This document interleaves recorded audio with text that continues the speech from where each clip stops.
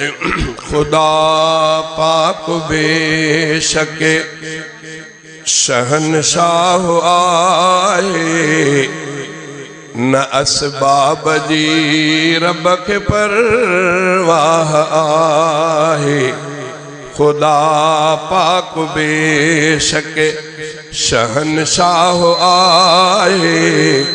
نہ اسباب جی رب کے پرواہ آئے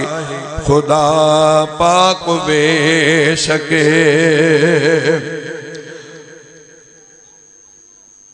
اوے بنا پیج عیسیٰ پیدا کیائیں اے انکھے اñا تائیں زندہ رکھائیں بنا پیج عیسیٰ پیدا کیائیں اے انکھے اñا تائیں زندہ رکھائیں طاقت احا رکھندو اللہ آئے نہ اسباب جی رب کے پرواہ آئے اوے بنا پل جے موسیٰ کیئں پار تھی ویو اے فرعون لشکر ساں گڈو غار تھی ویو اوے بنا پل جے موسیٰ کیئں پار تھی ویو اے فرعون لشکر ساں گڈو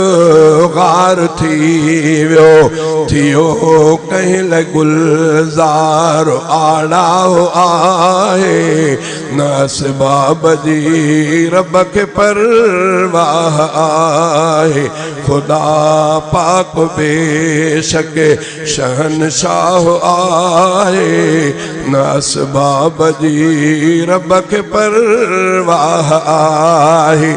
او مٹھے ویر مرسل کہ رب ہو گھرایو کرے پل مسائیں وڈا سیر آیو او مٹھے میر مرسل کہ رب ہو گھرایو کرے پل مسائیں وڈا سیر آیو اساں جو کڑو وڈو عالم سوارو انہیں پانچے شیر میں چاہوا معراج جی گال کندے بولا بولیا تھیں تا لگس وقت معراج میں ایترو کیترو لگس وقت معراج میں ایترو لڈے پیو کڑو ہو گرم بسترو جائیں بسترے میں سائیں جن اٹھی ویا وہ انجا تھدو ہی نہ تھو جائیں کڑے کھلائے کر سائیں جن گزر کیو باہر نکتا وہ کڑو انجا لڈے پیو بیت المقدس کہاں عرصے مولا اللہ سا ملاقات وری موٹی آیا کیفیت ہیا قرآن پاک بھی یہ چو سبحان الذی اسرا بعبدہ لیلا من المسجد لیلا عالمین کے خبرہ سبحان الذی اسرا بعبدہ لیلا رات جے تھوڑے حصے میں اللہ تبارک و تعالی چہتا مٹھے میر مرسل کہ رب ہو گھرایو کرے پل مسائیں وڈا سیر آیو کرے پل مسائیں وڈا سیر آیو سماوات کھان تھو گزرگاہ آئے نہ اسباب جی رب کے پرواہ آئے او ڈسو کہف وارن ڈسو کہف وارن کہ رب ہو سمھاریو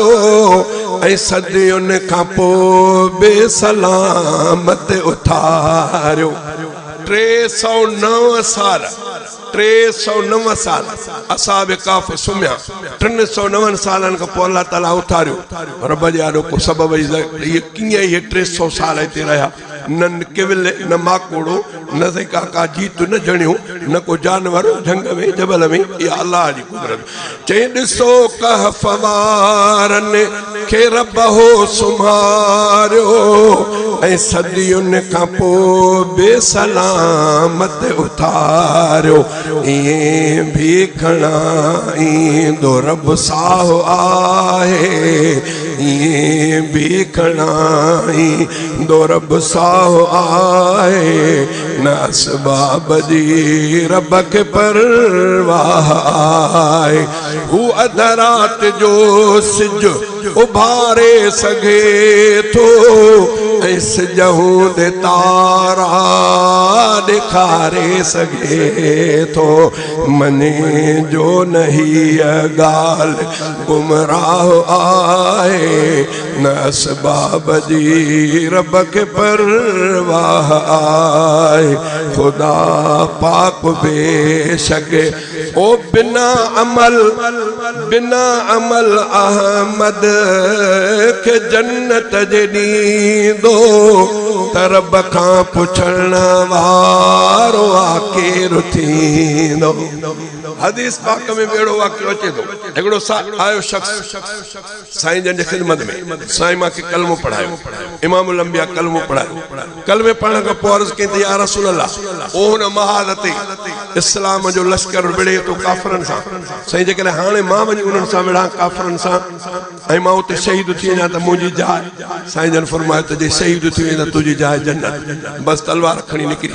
نکری پیو قتل کترن کے کہیں پان شہید تھیو جنہیں جنازہ شہید جا آندہ ویا امام الانبیاء فرمائیو آجو جے کہ جنتی مانو ڈسنو ہو جے جے دنیا میں کا بھی نیکی نہ کئی ہکڑی نماز بھی نہ پڑھی روزو بھی نہ رکھیں حج بھی نہ کہیں زکاة بھی نہ خیر و خیرات بھی نہ وہ بھی بیو نیکی جو کمو کو نہ کہیں اللہ تعالیٰ یہ جنت نس وہ ہن جنازے کی دسے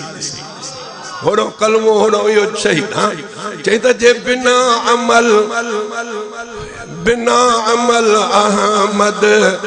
کہ جنت جے دیندو ترب کھاں پچھڑنا وارو آکے رتھیندو ترب کھاں پچھڑنا وارو آکے رتھیندو رحمت جو بے شک دریاو آہے نہ اسباب جی رب کے پرواہ آہے خدا پاک بے شک